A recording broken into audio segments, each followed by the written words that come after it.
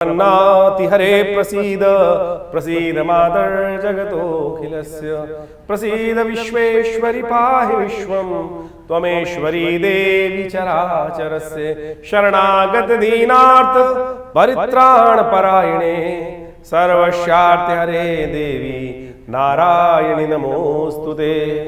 नमस्कार, स्वागत है आपका आचार्य वाणी में। मैं आचार्य डॉक्टर विक्रमादित्य आपके साथ हूँ। आज का विषय हमारा है तुला राशि वालों के लिए 26 तारीख की बात करें तो बृहस्पतिवार का अवसर है। उस दिन प्रतिपदा तिथि है और उस दिन गुप्त नवरात्र आरंभ हो रहे हैं और ये गुप्त नवरात्रों का योग विशेष तौर पर बड़ा विशेष है। आपकी राशि के दृष्टिकोण से इस वक्त सुंदर रूप से बृहस्पति के साथ चंद्रमा का संबंध आपके भाग्य में होकर बैठा हुआ है, तो जो आपके लिए भाग्य में कई प्रकार के बूस्टर्स देने के योग बना सकता है। और ऐसे में यदि भगवती की सुंदर आराधना भी कर लें, माँ भगवती का सुंदर यज्ञ कर लें, दुर्गा सप्तशती का पाठ कर लें, कुंजिका स्तोत्र का पाठ कर लें, तो ये गुप्त नवरात्रे इसका बखान नहीं किया जाता। आमतौर पे शारदीय और चैत्र नवरात्र होते हैं बड़े श्रद्धा के साथ, आनंद भाव से, लेकिन ये गुप्त नवरात्र जो आषाढ़ में आते हैं, गुप्त नवरात्रि कहे गए हैं शास्त्र में। चुपचाप, शास्त्र कहता है गुह्यम गुह्यम प्रत्नेन, अपने आराधना को चुपचाप बिना किसी बखान के करो। अपना भोजन लोगों से छुपा के करो, तो अगर लोगों की कहीं ना कहीं नज़र लग सकती है, अगर पूजा पर नज़र लग गई तो सारा पुण्य ले जाएगा।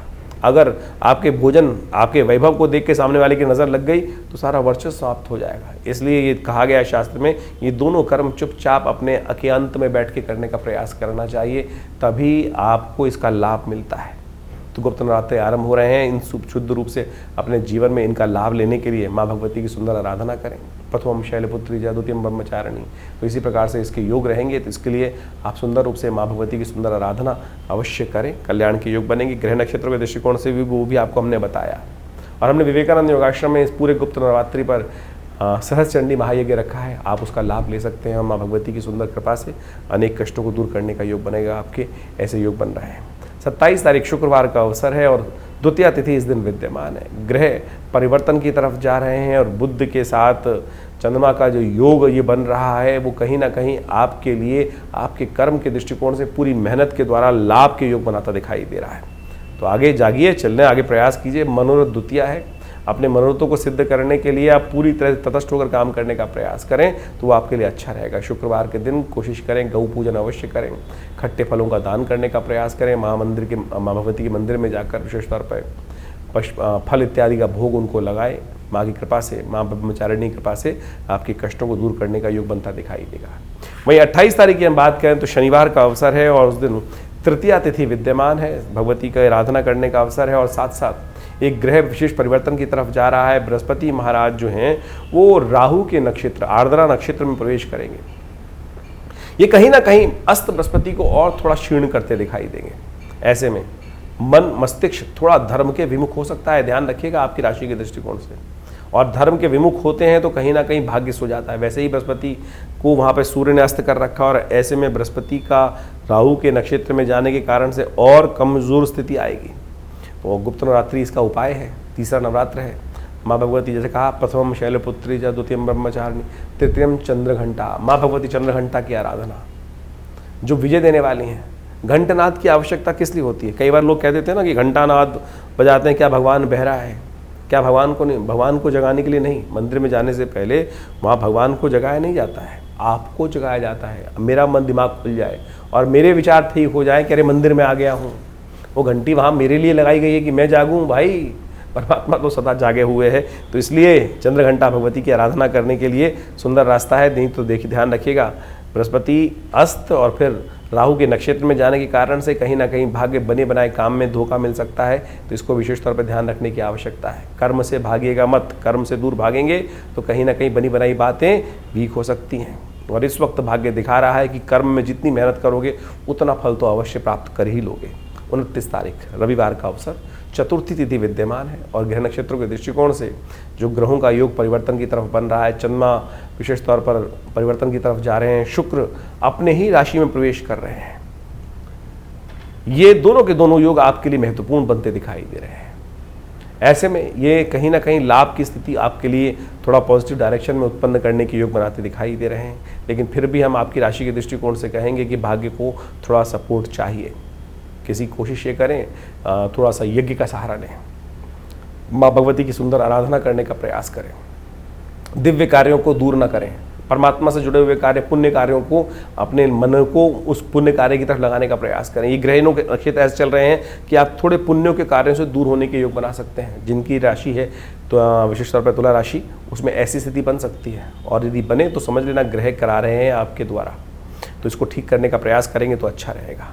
30 तारीख सोमवार का अवसर, पंचमी तिथि इस दिन विद्यमान है, और ग्रह नक्षत्रों के दृष्टिकोण से एक विशेष योग बनता दिखाई दे रहा है। मंगल महाराज शुक्र के नक्षत्र में प्रवेश करते दिखाई दे रहे हैं, और मंगल शुक्र का संबंध जो राशियों में बनता है ना, वो बड़ा विशेष होता है।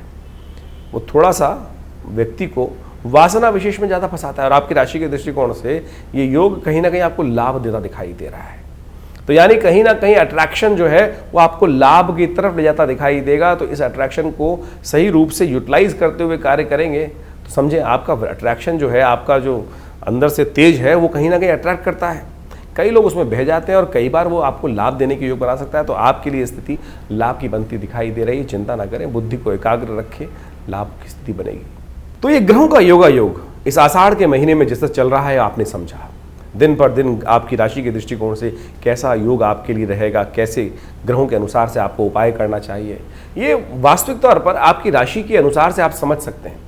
आउटलाइन है केवल।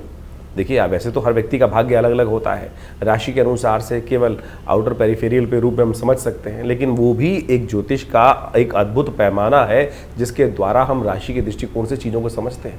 लेकिन इस बात को हमें समझना चाहिए कि आपकी राशि साथ साथ आपकी जन्मपत्री, उनमें तारतम्य बिठाकर फिर जो प्रेडिक्शन को समझने का हम प्रयास करते हैं, वो वास्तविक तौर पर आपके लिए जन्मपत्री के दृष्टिकोण से बहुत महत्वपूर्ण समझ में आता है। और ये ज्योतिष दिखाता है भविष्य के दृष्टिकोण से कि कैसा समय आपके लिए रहने वाला है। बुद्धिमान व्यक्ति वही होता है जो समय को पहचान ले, समय के अनुसार से कार्य कर ले। हजारों बार आपने समय के अनुसार से कार्य किया होगा, और कई बार आपके हाथ से समय फिसल भी गया होगा, क्योंकि चीज़ें आपको समझ में नहीं आई होगी।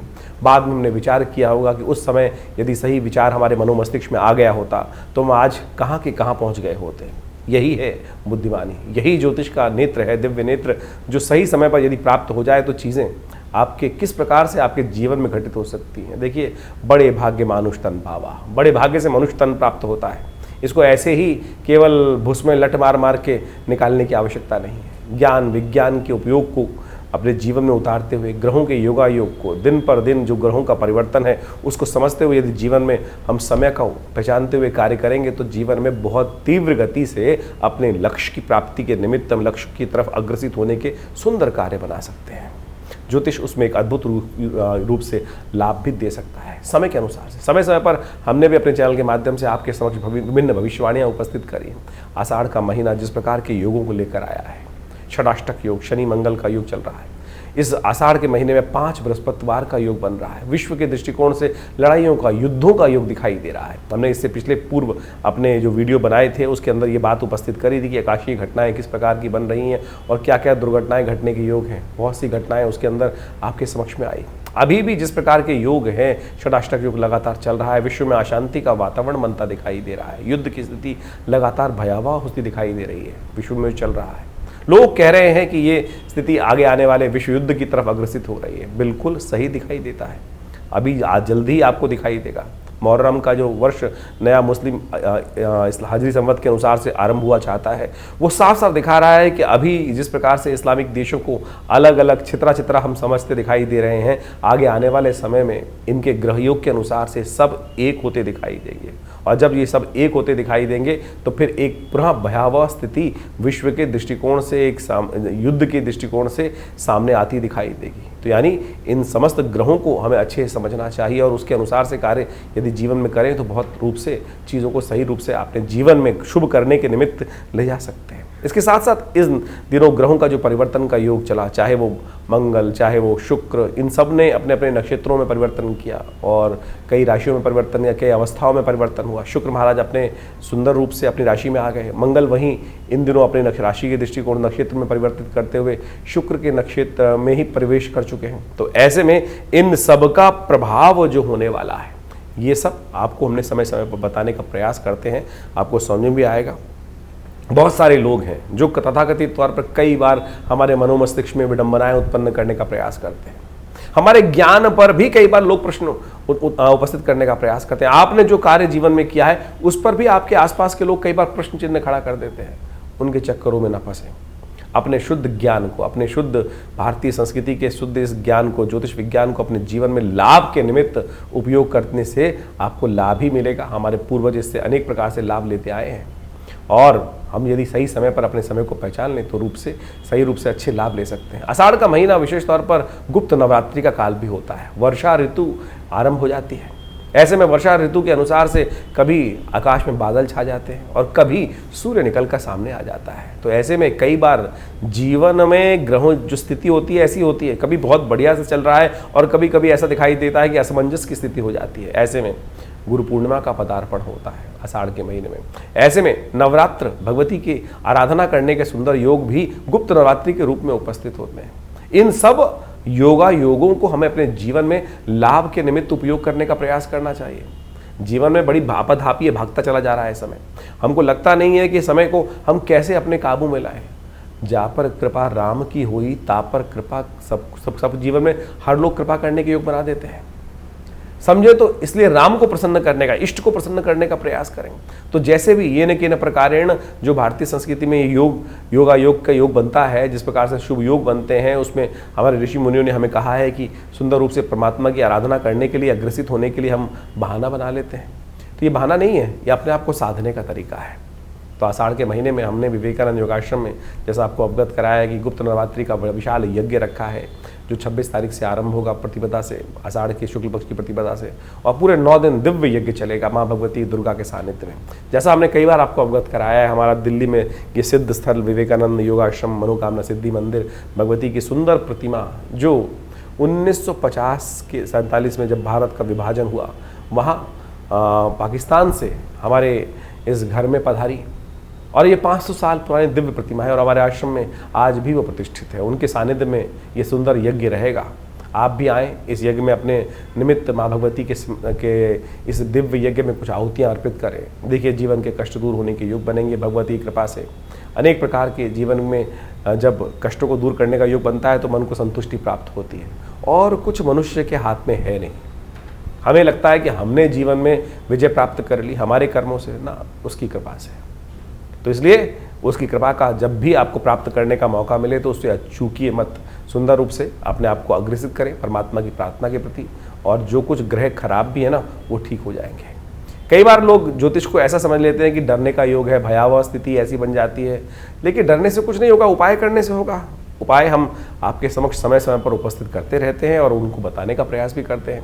तो आशा करें, समझें कि आपके जीवन में परिवर्तन लाने के जो सुयोग आपके द्वारा ही बनेंगे, किसी और के द्वारा नहीं बनेंगे। इस बात को समझ लीजिए। यदि आप उदासीन हो गए तो फिर कुछ नहीं कर पाएंगे। विश्वास रखें कि आपके आत्मविश्वास के द्वारा ही, आपके द्वारा किए गए कर्म से ही आपके जीवन में शुभ का मार्ग बनना है। हम कई बार ऐसे उदासीन हो जाते हैं, अरे कुछ नहीं होने वाला, अरे सब कुछ होगा। वेद कहता है ना, उपनिषद कहता है ना, उत्तिष्ठ जागृत प्राप्त वरान निबोधता। उठो जागो चलो, जब तक लक्ष्य की सिद्धि ना कर लो तब तक बैठना मत। ज्योतिष उसी में आपके उत्साह को और वर्धन करने का योग बनाता है कि आपकी दिशाएं ठीक है। यदि एक थोड़ी सी रुकावट आ रही है, इसको मैं अपने ये किसी भी प्रकार से भगवान की प्रार्थना या कुछ उपाय करके ठीक कर लूँ तो बिल्कुल उन रास्ते की जो रुकावटें हैं, हिंड्रेंसेस हैं, उनको साइडलाइन करके उनसे बच के आगे निकल जाऊँगा। देखिए, देखने का तरीका है, नज़रिया का तरीका है। हम उस नज़रिए को आपके समक्ष रखने का प्रयास करते हैं और आशा करते हैं आप सही रूप से इन चीज़ों को समझकर अपने जीवन में शुभ की तरफ अग्रसित करने के योग बनाएंगे।